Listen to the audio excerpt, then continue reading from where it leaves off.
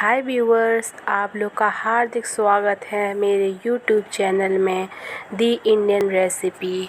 तो आज चलते हैं कुछ नॉन वेज बनाने की तरफ। यहाँ पर मैंने 500 ग्राम बिना बोन का चिकन लिया है, जिसमें स्वाद अनुसार नमक, हल्दी और नींबू का रस डालकर इसको हाफ आवर के लिए ढक कर रख दो। फिर क्या, एक मिक्सर जार लो, उसमें 3 हरी मिर्च, 2 इंच का अदरक का टुकड़ा और 5 से 8 लहसुन की कलियां, 4 से 5 टीस्पून भुंजे हुए चना, 2 टीस्पून खसखस, 1 पिंच गरम मसाला, इन सबको लीजिए और पीस लीजिए। देन जो चिकन था ना, उसको भी मिक्सर में महीन पीस लीजिए।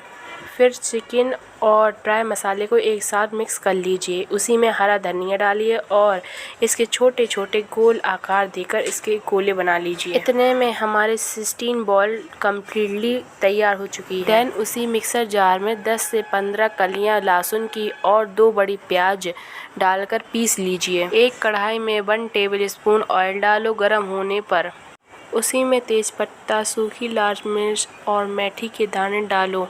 प्याज लहसुन का पेस्ट डालो। हल्दी, लाल मिर्च और धनिया डालकर उसको 10 से 15 मिनट भूंज लो।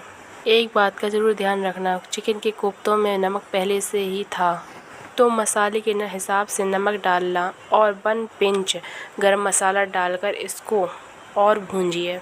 देन हाफ ग्लास पानी डालो और कोफ्तों को उसी में छोड़ दो। इनको 10 से 15 मिनट पकाइए। जब ये पककर रेडी हो जाए ना, तो इसको हरे धनिए से गार्निश करो। देन इसको मारे, चपाती, नान, रोटी वगैरह के साथ सर्व करो। और लास्ट में आप मुझे सब्सक्राइब भी कर दो।